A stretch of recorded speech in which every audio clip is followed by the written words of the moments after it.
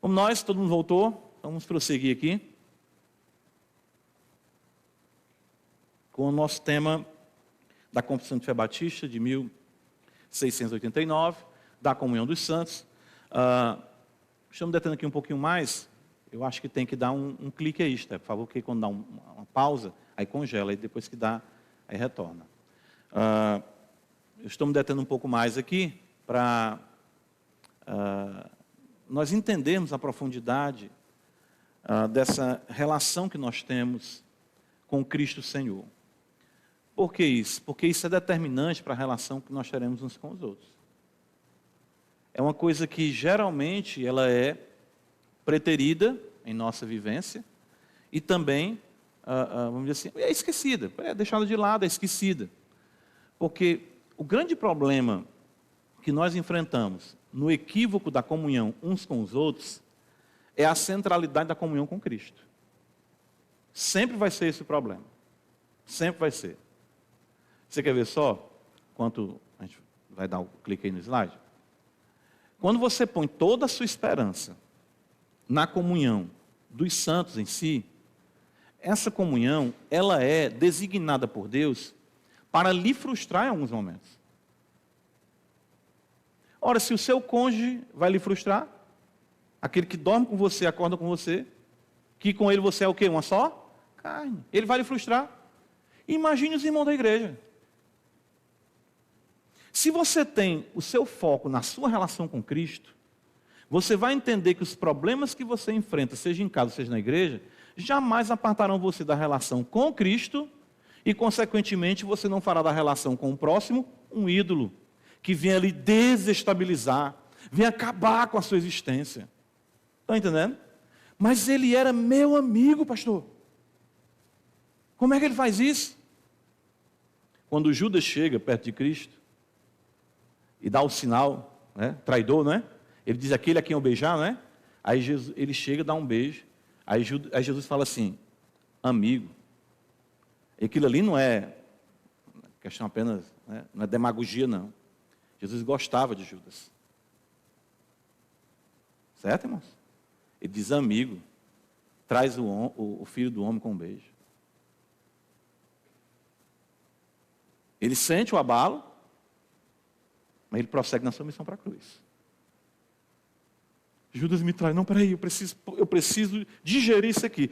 Gente, venha me prender só um instantinho. Gente, como é que pode? Um homem com a gente, 3 anos, tesoureiro. Guarda, tu podia ter... Mas não é assim que a gente faz. Como é que pode? Oh, meu Deus. Não é? Rapaz, eu esperava mais do irmão fulano, viu? Aí está o erro. Sabe de quem você pode esperar sempre, que nunca vai lhe decepcionar? Jesus Cristo, Rei da Glória. Irmãos, isso aí é uma coisa assim que... Isso aí dá uma estabilidade na sua vida, sabe? Você sente as pancadas, você chega... Eita, é mesmo, senhor. Falou isso aí, falou. Vamos em frente. Cristo é o Senhor. Então, veja como isso é importante. Por isso que eu estou aqui, e a confissão ela é abundante nisso, para destacar essa realidade. Tanto que nós estamos vendo aí, o texto que eu vou adiantar, nós estamos nessa parte aqui agora, que fala da comunhão com Ele, né? Ou seja, todos os santos são unidos a Jesus Cristo, seu cabeça, pelo seu Espírito e pela fé, muito embora isso não se torne a sua pessoa com Ele. Temos comunhão com Ele. Com Ele, primeiramente, primariamente, primordialmente, principalmente, outro mais aí que vocês lembrarem, com Ele, em suas graças, sofrimentos, morte, ressurreição e glória. Você já passou por isso? Eu já passei. Você já passou por isso ou pode estar passando? De você estar decepcionado com a igreja. Não é não? Paz, como é que pode isso no meio dos crentes, não é? Como é que pode isso no meio da igreja? Como é que pode isso no meio dos pastores, no meio dos diáconos, no meio da liderança dos homens? Quando você faz esse tipo de enunciado, quando você tem essa leitura, é porque os seus olhos estão muito fixados e com muita expectativa na realidade humana. Certo? Aí por isso que o que acontece é você começa a dizer assim, não, eu estou desanimado com a igreja. Está passando por isso? Não, eu, sinceramente, né, assim, eu esperava mais. Mas é que está o erro. Entende, irmãos? Quando você tem a sua comunhão com Cristo, não importa. Claro que isso não quer dizer cinismo ou indiferença. Você vai orar, você vai sofrer. Você vai se importar no sentido de pedir a Deus que aquilo passe, que abençoe. Mas sim, mas eu estou unido a Cristo. E essas imperfeições, essas lacunas, né, essas falhas, Cristo, Ele completa em mim e em nós. É por isso que, na sequência, a gente viu, né, a gente introduziu na aula passada, que a gente teve uma aula um pouco mais breve, tudo que Cristo fez e tudo que agora possui, como mediador, nos pertence. A gente até tratou da riqueza, eu falei do exemplo aqui de você chegar em casa e saber que tinha uma herança, né, e tudo isso nós temos em Cristo gloriosamente, de uma forma exponenciada que nós não temos nem como medir. Agora, isso aqui eu estava até em casa repassando para a nossa consideração, mais uma vez essa sentença, veja, essa união gloriosa. União gloriosa com quem? Cristo, com Jesus. Olha que beleza, é o fundamento da comunhão com os santos. Não é a pessoalidade. Não é, eu tenho que bater nessa tecla aqui, não é o carisma, não é porque você gosta de uma pessoa logo de cara. Isso é normal nas relações sociais. E até bom, não tem problema quanto a isso. Mas o fundamento para nós, uma comunidade de fé sobrenatural, é a união com Cristo. Nós não estamos aqui para simplesmente sermos queridinhos de alguns ou de outros. Não, nós estamos aqui porque amamos a Cristo. Quando nós amamos a Cristo, quando eu olho para o meu lado e vejo que alguém ama Cristo como eu amo, eu passo a amá-lo porque ele ama Cristo. E o amor que de Cristo vai para ele, vem para mim, vai para Cristo, vem para mim, vai para ele. É tudo centralizado em Cristo. A união gloriosa com Cristo. E olha a beleza disso. Aquilo que lhes comunica o quê? Dignidade. A dignidade da nossa comunhão está também em Cristo. Não é porque você tem um nome na igreja que vai tornar a relação com você digna. É muito errado isso, né? Isso é uma coisa até que fere, né? Você chega em alguns contextos e observa isso aí. Eu digo isso que eu fui, certa feita, eu estava no Rio de Janeiro e eu visitei uma igreja, até eu falei para os irmãos, cada banco que a gente sentava tinha nome das pessoas, que foi aquela família que deu aquele banco e tinha que ser marcado. As janelas também, os vitrais também. Aí quando alguém fosse falar assim, não, ele é da família dos Albuquerque Figueroa, é o novo, né? Os mais antigos sabem. É outro tempo, irmão? Maliane, deixa quieto isso aí. Certo? Então, ele é da família dos irmãos Albuquerque Figueroa. Amém, irmão, né? Deus abençoe, né? Então, isso é muito ruim. Segrega a igreja, aquilo que Paulo fala lá em 1 Coríntios, né? A dignidade da comunhão está em Cristo, o Rei da Glória. Porque todos nós, irmão, meu Deus do céu, não tem ninguém que não tenha no passado que vai ter. Teu passado te condena. O presente também, a gente sabe das nossas falhas. E o futuro que Deus nos guarde, né? Mas a gente sabe também que vai ter muita coisa ainda para mudar. A dignidade está em Cristo. Não é no nome, não é na história que você constrói. Certo? Embora você possa construir uma história, você nunca pode se valer dessa história para pleitear ou reivindicar qualquer coisa no âmbito da igreja, porque a realidade da igreja, ela é sobrenatural, ela é espiritual, é Deus quem faz. É por isso que na igreja, o apóstolo Paulo, ele fala em 1 Coríntios capítulo 1, reparai na vossa vocação.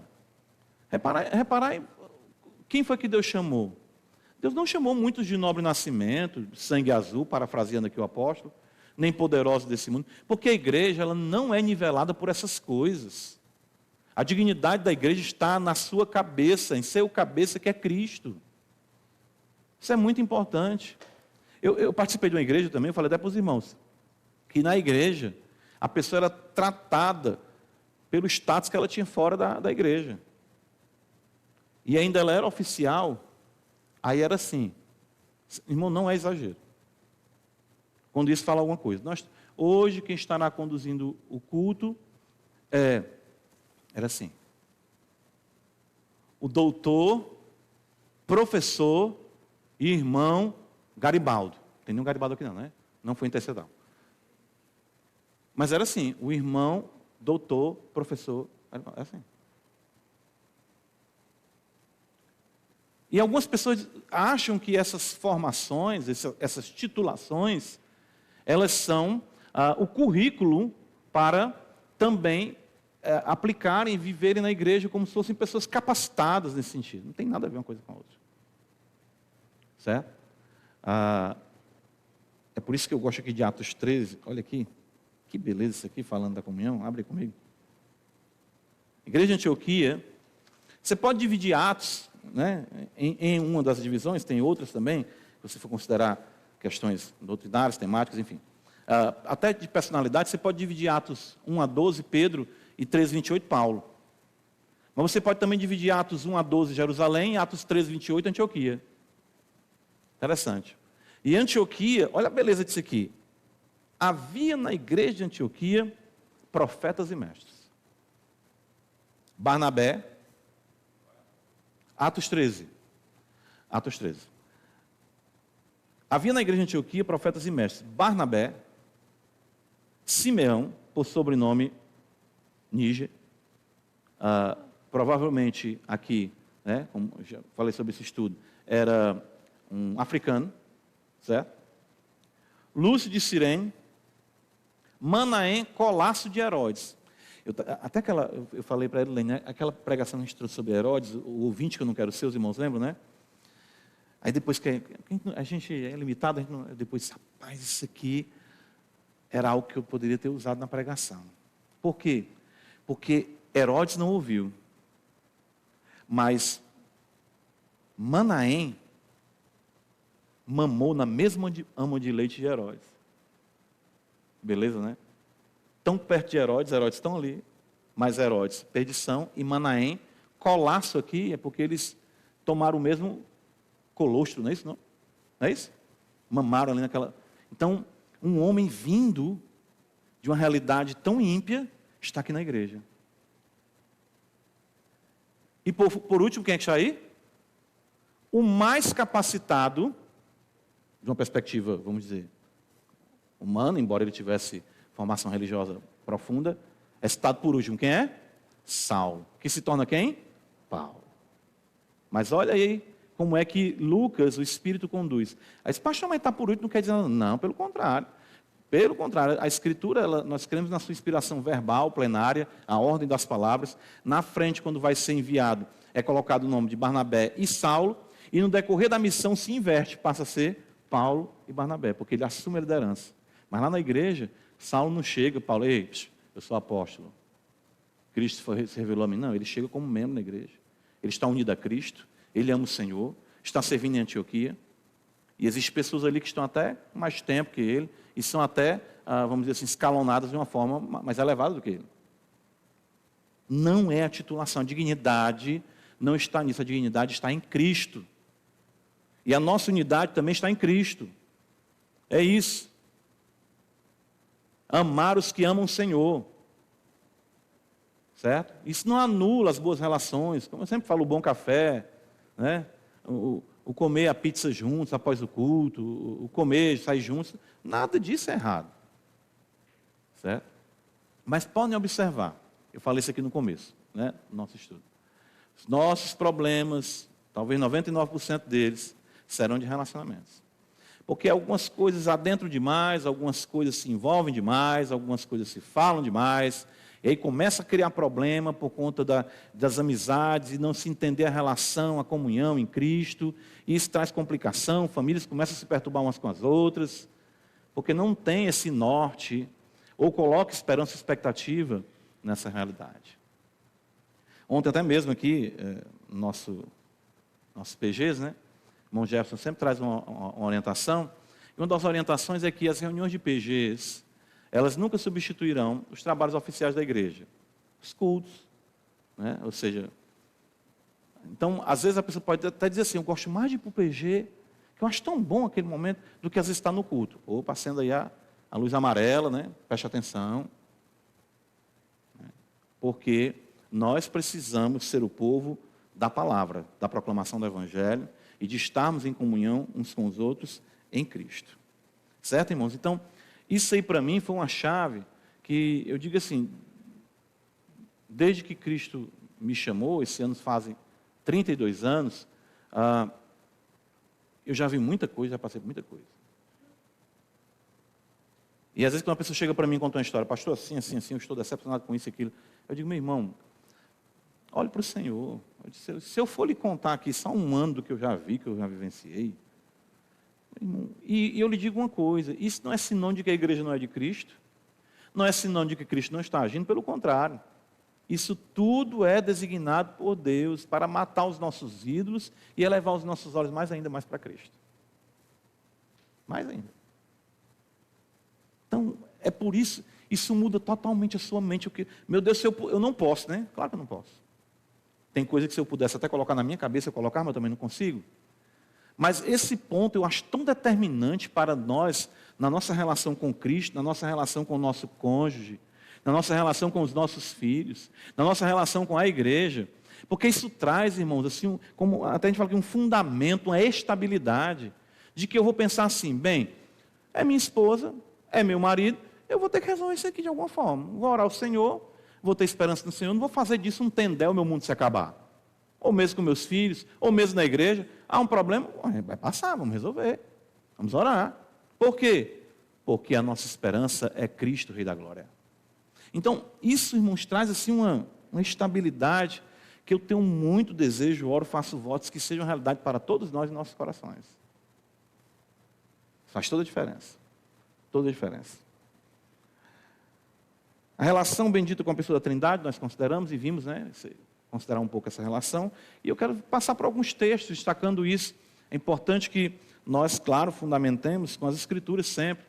Então, nós começamos vendo na semana passada esse texto de 1 João, não é?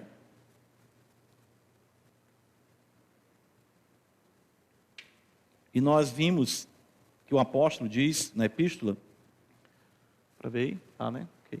Que era desde o princípio, que temos ouvido, que temos visto, com os nossos próprios olhos, que era desde o princípio Cristo, uma referência ao prólogo do Evangelho também, que ele mesmo escreveu. Ele mesmo escreveu. Que contemplamos, nossas mãos apalparam com respeito ao verbo da vida, e a vida se manifestou, e nós temos visto, e dela damos testemunho, nós a temos visto, dela damos testemunho, e vos também anunciamos a vida eterna, a qual estava com o Pai, e nos foi manifestada. Que temos visto, ouvido, anunciamos também a vós outros, para que vós igualmente mantenhais comunhão com quem? Conosco. Aí nós falamos, mas os apóstolos não estão aqui estabelecendo a comunhão com eles, no sentido de que eles são, no sentido, o fundamento, melhor dizendo, a pedra angular, porque o fundamento eles são, né?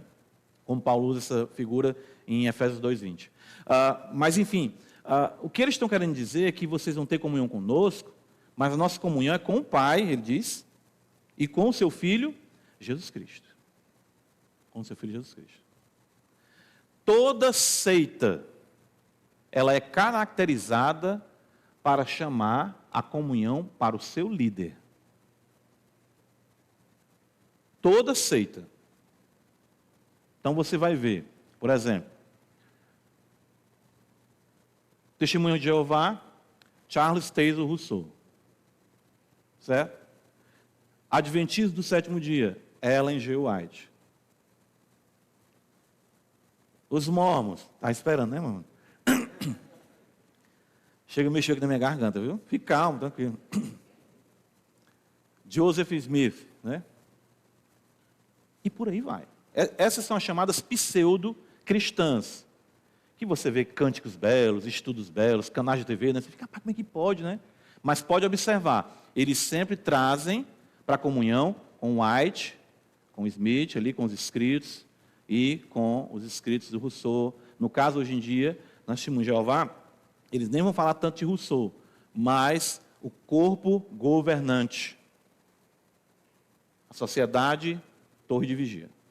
Então, por ela, a revelação de Deus vem, então é mediado. Tudo que nós temos em Deus mediante o nosso mediador, que é quem?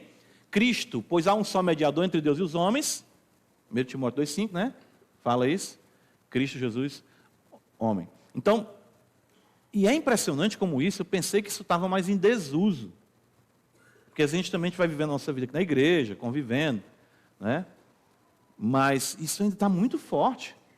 Aqui mesmo, na cidade de Fortaleza, ou enfim, em outros lugares, líderes de realidade de igrejas pentecostais, que eles são o canal da bênção para a igreja, né? E de que eles dão a palavra, né? Por exemplo, eu já recebi irmãos aqui, irmãs, que estavam com medo, já em entrevista, classe de membresia, de sair da igreja, porque o líder lançou a maldição. Se você sair, o negócio vai ficar feio para o seu lado. Ele estabelece, é com ele a relação. Você está, tem um nome que eles usam sobre, como é que é? Alguém lembra aí? Cobertura espiritual. Olha aí. Do ungido, cobertura espiritual. Que coisa, né? Se você sai debaixo da cobertura, né? Essa cobertura para mim só de chocolate, viu? E eu nem estou podendo esses dias.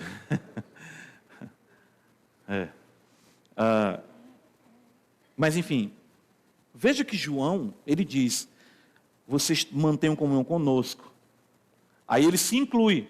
Ora, a nossa, e muitos estudiosos vão concordar, que essa pluralidade aqui, a primeira pessoa do plural, que ele fala na segunda pessoa, vós, ele também fala, né, nós, a vossa, ele fala nossa. Então ele diz, a nossa comunhão é com o Pai e com o seu Filho Jesus Cristo. Isso é a realidade apostólica, que ela não é um fim em si mesma, ela está unida a Deus, mediante, claro, Cristo Jesus. E aí vem uma coisa muito maravilhosa aqui. Ele diz, essas coisas, pois, vos escrevemos, para que a nossa alegria seja completa. Ele não diz a vossa. Ou seja, a epístola que João está escrevendo vai ser o instrumento de Deus para a alegria dele mesmo, porque ele sabe que aquela epístola é além dele. É a Escritura Sagrada. Porque talvez você possa dizer assim, puxa, mas João viu, João apalpou, não é? Que coisa maravilhosa, né? Aí ele diz, não, mas entenda, embora Cristo não esteja aqui presente, eu mesmo, a minha comunhão, não está fundamentada e pautada em questões apenas físicas, mas no poder do Espírito que me une a Cristo pela Escritura, em comunhão com o Pai. O próprio João está dizendo isso. Então as Escrituras são de fato, né, meio glorioso deixado por Deus, para que nós tenhamos comunhão. E aí você diz, pastor, não fala do Espírito? Fala. Onde é que está falando aqui do Espírito? Vamos lá. Enquanto eu completo aqui a água. Onde é que esse texto aqui está falando do Espírito Santo? Oi? Onde foi que eu vi? Falou? O próprio texto é o Espírito Santo revelando. Ele foi quem deu. O apóstolo Pedro diz que nós sabemos que nenhuma profecia procede de particular elucidação, mas homens movidos pelo Espírito Santo falaram da parte de Deus. Beleza isso, né? Então a Escritura que o Espírito Santo deu revela Cristo para a comunhão com o Pai, e isso de fato é o propósito glorioso da nossa vida. Vejam a beleza disso aqui, a importância, né? Então, quanto mais eu vou conhecer de Cristo, quanto mais eu ler da Escritura, quanto mais eu ler da Escritura, meditando, devocionando o texto, orando, conhecendo mais a Deus em Cristo Jesus, no poder do Espírito Santo, conforme a sua santa palavra. Então, se nós formos nesse caminho, nós estamos em comunhão com os apóstolos, com os santos do passado, e claro, em comunhão uns com os outros. Então, perceba a relação bendita com a pessoa bendita, né? Com as pessoas benditas da Trindade. Isso é maravilhoso. Então, vejam como isso é determinante, a compreensão da comunhão. Por isso que a importância do livro aberto, as Escrituras, texto sagrado.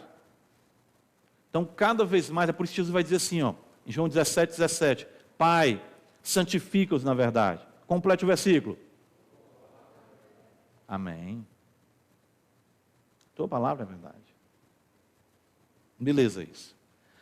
Então, as Escrituras, né, nos trazem os ensinos apostólicos. Nós temos essa comunhão com Cristo Jesus mediante a doutrina. Embora não tenhamos visto, hoje até nós vamos pregar no texto de mais uma tempestade, hoje à noite. Né? E é interessante que, eu lembrei aqui, é bom que se eu esquecer de falar à noite, eu já estou lembrando para os irmãos. Dessa vez a tempestade acontece e Jesus não está no barco. Não é? Leia o texto quando chegar em casa. Marcos 6, 45, em diante.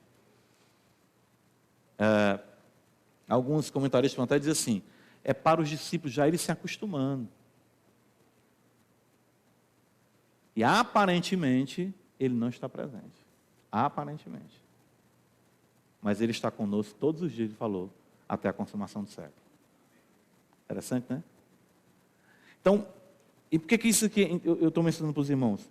Porque nós vamos ter, e nós precisamos de graça abundante. Por isso que lá no texto da confissão, vou só citar para os irmãos, não vou voltar aqui, ele fala, temos comunhão com ele em suas graças. Certo?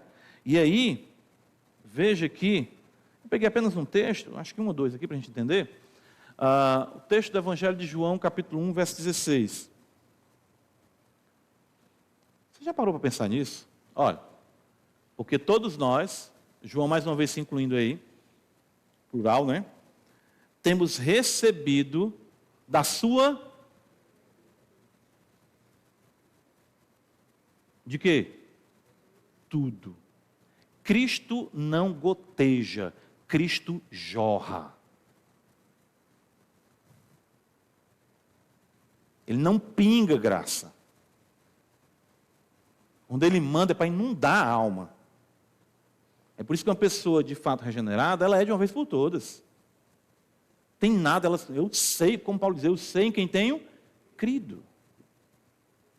Isso enche a alma. Por isso que é um rio. Né? A gente canta até, tem até um cântico, né? A gente gosta de cantar aquele que eu gosto de cantar com a igreja também, né? Faz teu rio de paz correr no meio. Né? Quando eu estou cantando, eu estou pensando nisso aí. Que ele diz lá em João 7, 37 em diante, quem crê em mim, como diz as Escrituras, ó, a Bíblia de novo, do seu interior, o que está escrito? Aí tem aquele outro canto, Jesus, tu és um rio de vida, né? Que corre do trono de Deus. Se os irmãos aqui no louvor no ponto também para a aula, né? Pra gente... Então, a gente não recebe, não falta nada. E o que eu acho interessante é João dizer, da sua plenitude, graça sobre graça. Graça, graça, graça, graça, graça sobre graça. Então, é uma abundância, é uma constante, irmãos, e quanto mais você se conhece, quanto mais você conhece a realidade do mundo, a maldade do seu coração, você vê o quanto você precisa abundantemente de graça. E é por isso que João fala que nós temos recebido da sua plenitude e graça sobre graça. Graça sobre graça. Essa relação com Cristo é que nos sustenta, é que nos mantém. Por isso que eu separei esse texto aqui também, e quero que os irmãos vejam que é muito belo, porque entendermos a relação com Cristo e a transmissão dessa graça, a figura orgânica nos ajuda muito. Deus usou muito essa expressão, tanto no Antigo como no Novo Testamento, essa figura. E olha o que Jesus fala, eu sou a videira verdadeira, e meu pai é o agricultor. Certo? Por que ele fala que ele é a videira verdadeira? Porque Israel, no Antigo Testamento também, é comparado com árvore com videira, mas isso apontava para Cristo. Porque estar com Deus não é estar em Israel no sentido ético e nacional. Né? As questões dispensacionalistas a gente deixa para depois. Mas enfim, mas é estar na videira que é Cristo. Ele diz, eu sou a videira verdadeira, meu pai é o agricultor. Já parou para pensar nisso? Pense nessa imagem, a videira, e o pai cuidando, porque ele cuida da videira dileta dele, que é Cristo. Essa videira algum dia morrerá, algum dia ela murchará, algum dia ela secará, algum dia ela será arrancada. Não. Meu pai é o agricultor. Chegue perto para você ver. Venha. Na figura da agricultura, ali em Israel, uma videira era cercada com sebe, com muro, era protegida. Aqui é o próprio Deus. Olha o que ele diz: todo ramo que estando em mim não der fruto, ele o quê? O corta. Então, é uma coisa inadmissível alguém estar em Cristo e não dar fruto.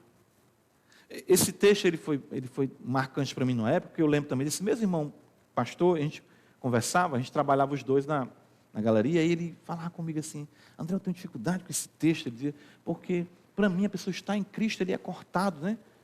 Aí o arminiano vai usar isso como sinônimo de quê? Perda de salvação. Não crê, é cortado e jogado fora. Só que não é isso. A realidade da poda aqui na imagem que Cristo quer dizer é que existem pessoas sim que vão abraçar Cristo, vão abraçar a fé cristã, vão abraçar as verdades do Evangelho, mas não estão organicamente conectados a Ele. Não há fruto, embora ela concorde. É muito simples aqui. E ele diz, ele o corta. Não der fruto, ele o corta. E o fruto, claro, a gente vai para basicamente a realidade do fruto do Espírito. E tudo aquilo que o fruto se desdobra nas relações da nossa vida como cristãos. E todo que der fruto limpa, para que produza mais fruto ainda. Vós já estáis limpos pela palavra. Olha que beleza de novo a Escritura. Que vos tenho falado. Permanecer em mim e eu permanecerei em vós. Como não pode o ramo produzir fruto de si mesmo, se não permanecer na videira, assim nem vós o podeis dar, se não permanecerdes em mim. Eu sou a videira, vós os ramos. Quem permanece em mim e eu nele, esse dá muito fruto. Porque sem mim nada podeis fazer. Se alguém não permanecer em mim, será lançado fora a semelhança do ramo e secará. E o apanham, lançam no fogo e o queimam. Certo? Então, a grande confusão aqui que surge é: que fruto é esse, pastor? Então porque eu prego, eu ensino, eu estou dando muito fruto nesse sentido? Não. Porque não é todo mundo que vai pregar, não vai ensinar, não é todo mundo que vai cantar, não é todo mundo que vai... Enfim, algumas funções, alguns ofícios são designados por Deus. Mas quando eu penso na realidade do fruto, eu penso no que a gente considerou de boas obras. E boas obras são aquelas que são designadas pela Escritura. Né? E esse fruto abundante é o caráter de Cristo cada vez mais expresso em nós. Conectado a Ele, a seiva que dele produz, que faz de mim um homem que ama mais a Deus. Consequentemente, isso vai se traduzir nas minhas relações legítimas. Quando Paulo fala em ser cheio do Espírito, em Efésios 5, na sequência, ele vai tratar marido, esposa, pais, filhos, senhores e servos. Então, isso é muito importante nós entendermos. As relações, a vida. Irmãos, um crente é diferente. A fala dele é diferente, a conversação dele é diferente, as metas dele são diferentes. A casa dele é diferente. Porque o Evangelho perspassa toda a sua maneira de ser, de viver. Ele não vive mais para si mesmo, ele não consegue. A seiva, a vida, certo? Essas graças, elas são totalizadoras, crescentes, paulatinamente sim, porém constante. Então isso se expressa naquilo que nós achamos que é o mais, que é o menos espetacular. Quer ver só? Salmo 128, bem-aventurado o homem que teme ao Senhor, anda nos seus caminhos. Se eu parasse aí, você, eita, e aí? Ele faz a obra, ele é missionário, ele é pregador, ele é... Do trabalho de tuas mãos comerás. O homem crente, o que ele faz? Trabalha. Mas pastor, isso todo mundo faz com a perspectiva errada. Você trabalha para a glória de Deus. Você entende que está imitando o Criador. Você entende que não está buscando apenas o salário, mas cumprir uma vocação, uma missão. Do trabalho de tuas mãos comerás. Feliz serás. Tudo te irá bem. Contentamento. Quando os soldados chegaram para João Batista, o que é que a gente faz agora que a gente se converteu? João Batista diz, se contente com seu salário. Interessante, né? Se contente com o que você tem. Aí ele diz, tua esposa, olha aí, ó, a sequência, no interior da tua casa, será como uma videira frutífera. Teus filhos como rebento de oliveira, a roda da tua mesa. Eis como será abençoado o homem que teme ao Senhor. Viver, entender a relação com a esposa, cultivar a esposa videira, cultivar os filhos, sentar à mesa, comer juntos, dar graças a Deus, trabalhar, viver os seus dias para o sustento dos seus filhos, preparar para passar para os seus filhos continuarem, morrer no seu leito, cercado pela sua esposa, pela mulher da sua mocidade, com os seus filhos, dizendo, pai, vai em paz, que alegria, que felicidade, se eu ter sido meu pai, entrar na glória e aguardar a ressurreição. Isso é fruto, irmão. Isso é fruto. Tem uma oração naquele no Vale da Visão, eu já li algumas vezes, mas eu lembro de uma oração que ele pede a Deus, uma das orações, para não morrer de uma morte muito dolorosa, ou que demorasse o seu leito, e que ele pudesse morrer cercado dos seus. Pastor, eu posso pedir isso? Pode. Não tem problema não. Se Deus quiser dar, ele dá, não dá não? Então, eu digo isso. A minha oração é essa. Eu digo para minha esposa, eu vou morrer primeiro. Ah, não, vai eu. A gente fica brigando lá em casa. Quem é que vai primeiro? Não, vou eu. Deixa eu ir primeiro, porque sem ela eu destrambelho tudo. Aí eu não sei mais o que fazer de nada, né? Deixa eu ir primeiro. Depois tu me segue. Eu vou puxar teu pé, né?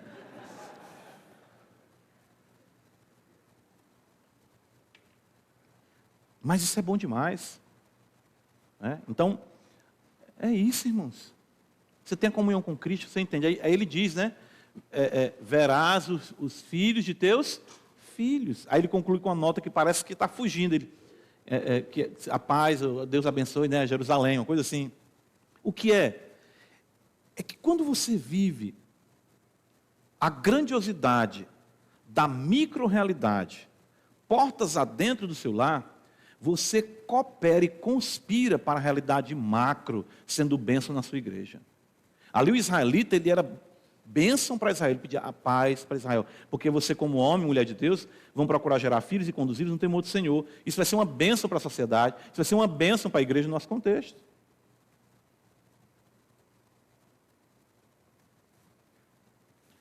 Mas ser fiel, estar unido a Cristo, na sequência, sempre vai vir o quê?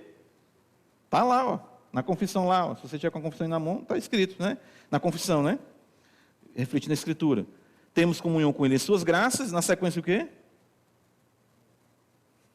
Não dá para pular não, pastor? Essa parte aí não? Não dá.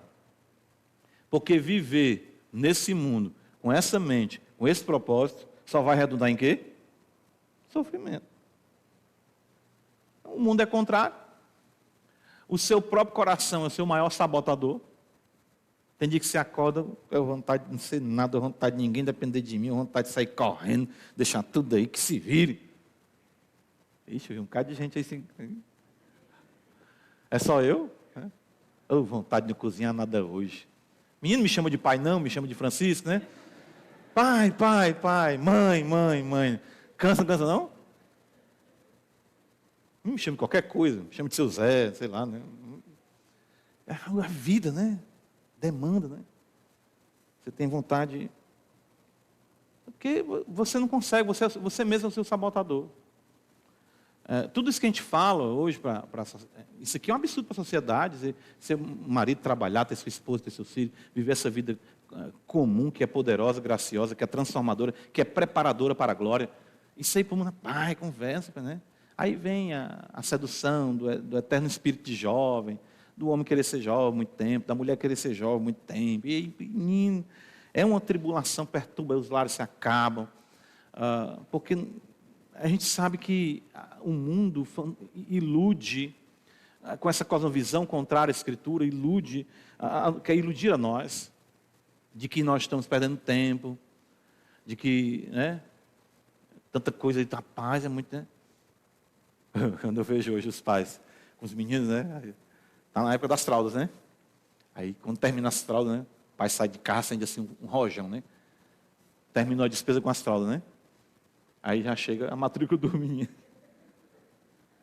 E os livros, uma beleza, material e tudo aí. Aí você disse, não, mas vai terminar, terminou o ensino fundamental, falta só 3 anos do ensino médio, né? Aí pensando, aí vem uns cursos e outras coisas, sabe? Aí, irmãos, eu estou falando isso aqui porque eu lido com isso em gabinete. Que a pessoa, pastor, é porque já dediquei demais a minha vida. Eu disse, sim, meu irmão, vai dedicar até morrer. Não, mas eu tenho que ter um tempo para mim. Então, tem eternidade, irmão. E quem foi que disse que esse tempo não é para você também, né? Eu estou brincando aqui, mas quem foi que disse que isso não é tempo de qualidade? Imitar a Deus, ser mantenedor, sustentador, ser coluna na sua casa, para sua esposa, seus filhos. Mas isso é o coração engana, o mundo. Né? Sabe, irmão, a gente precisa ter cuidado com isso. Ter cuidado com isso. Então, os sofrimentos vêm por conta dessa questão. O mundo é caído, o pecado, o diabo. Né? Mas a Escritura deixa claro isso para nós. Né? Se somos filhos, somos também herdeiros. Né? Herdeiros de Deus e co-herdeiros com Cristo. Se com Ele sofremos, também com Ele seremos glorificados. O se aqui não é condicional. Se, não. Ele está dizendo, não se preocupe. Você está sofrendo com Cristo? Estou. Você vai ser glorificado com Ele. Certo? Agora sofra por Cristo, né? Como Pedro diz, não vai padecer como malfeitor, por se meter na vida alheia. Pedro fala isso aí. Quem se intromete em negócios alheios. Porque tem gente que já vive nesse mundo complicado. Ainda se intromete nos negócios alheios, aí o negócio perturba mais ainda. Né? Então, cuidado com isso. Olha, Pedro fala, né? A gente viu Pedro diz, pelo contrário, alegrai-vos na medida em que sois coparticipantes dos sofrimentos de Cristo, para que também na revelação de sua glória vos alegreis exultando. Então, entenda isso. Sofrimentos estão destinados para nós. Ninguém fugirá das porções destinadas pela sua relação com Cristo. Cristo, seguir a Cristo é cruz e coroa. E na sequência o quê? Glória. A gente tem que saber bem disso aí. Certo? Não tem na fé cristã contrato com letra miúda, não. Quando você creu em Cristo, Jesus falou, a sua vida agora é minha. Não foi não? Você não disse, Senhor, toma minha vida, toma minha alma, eu sou teu, não foi? Agora eu sou teu. Então pronto, agora deixa comigo. Então não tem letra, não, mas eu não sabia desse detalhe não. Então, se você...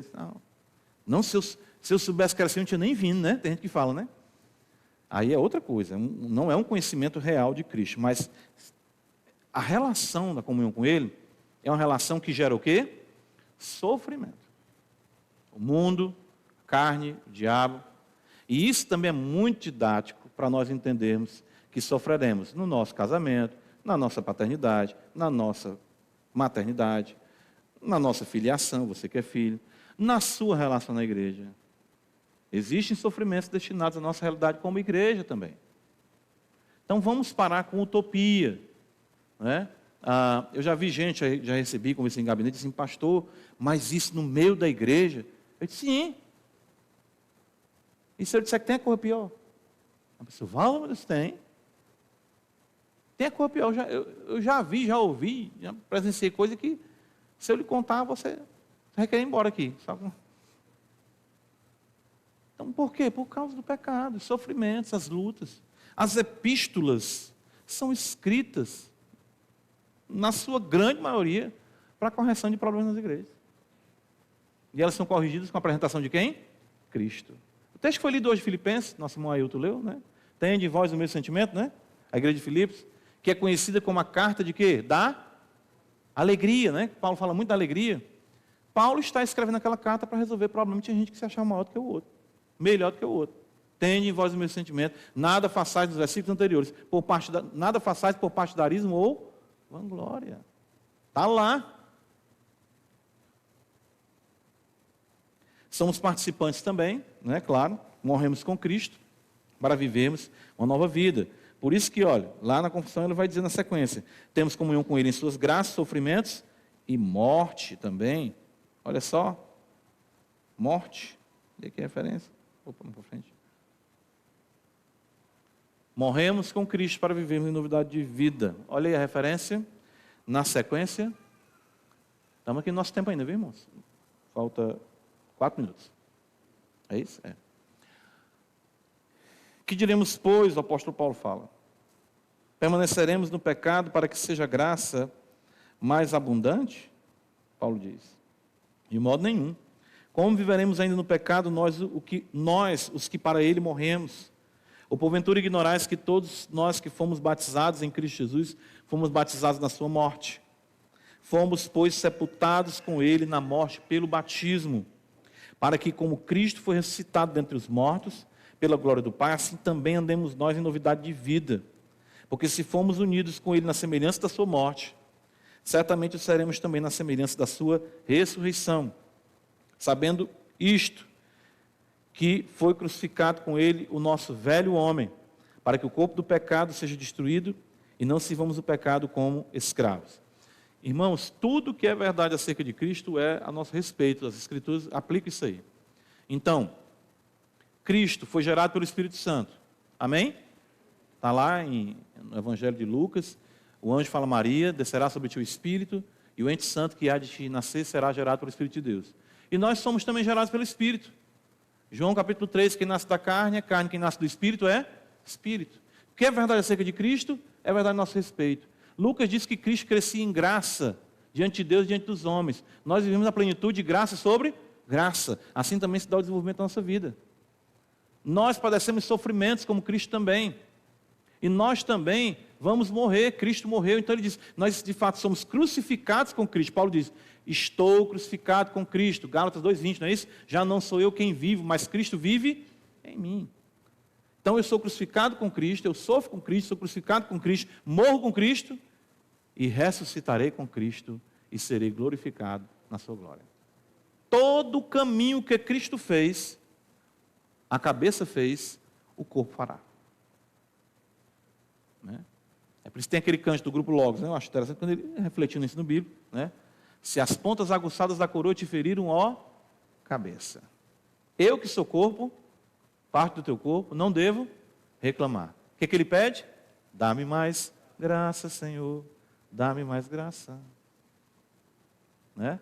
Então, exatamente isso. Morrer com Cristo também isso implica morrer os pecados, porque Cristo morre para destruir, para remir, para perdoar os pecados. Isso significa também que o pecado não tem mais domínio sobre nós como Senhor.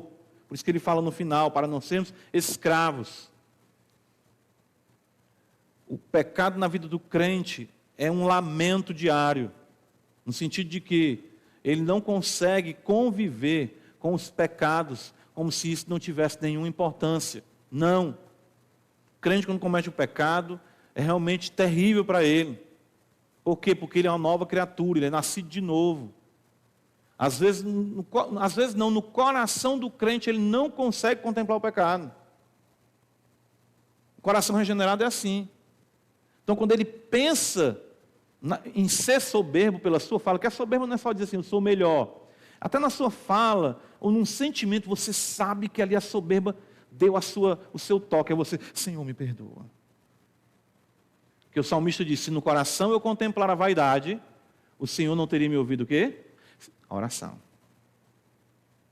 O crente, ele é no âmago. O pecado ali está morto dentro dele. O pecado não consegue mais viver e fazer a festa, não. Não consegue. Ele não consegue projetar ali, ser dominado pelos pensamentos maus. Ele não, Senhor, tira isso de mim. Ele não aceita. Ou adultério, ou roubo, enfim, a quebra da segunda tábua, da primeira, tudo ali está a lei escrita no coração dele. Então o pecado sofreu um golpe realmente determinante com a cruz. Quando Cristo morreu, realmente ele anulou o poder do pecado. A presença dele será erradicada quando Cristo voltar em glória. Então essa questão de nós convivermos ainda com essas dores e com essas dificuldades com o nosso pecado. Última referência, só para a gente ler aqui, e a gente vai para casa. Olha aí o que está escrito, Colossenses 3,3. Porque morrestes. E a vossa vida está oculta juntamente com quem? Cristo. Em Deus. Maravilha isso, né? Colossenses 3,1. Paulo diz, pensai, buscai as coisas que são do alto, porque morrestes. A realidade de vocês com esse mundo não é mais, né? Findando aqui com uma anedota, né? O pessoal conta essa história, eu vi isso aí muito, né? Os irmãos devem ter ouvido, que o camarada chegou num ponto de ônibus para assaltar, aí tinha umas 3 irmãs, né? As irmãs, aquele tempo ali mesmo da Assembleia, aí para Santa Ceia, todo de branco, né? A roupa toda de branco. Aí o camarada disse, né? É um assalto. Se mexer, eu lhe mato. Nós já morremos. Ela disse. Nós não somos desse mundo. Os ladrões tudo correram, pensando que era alma.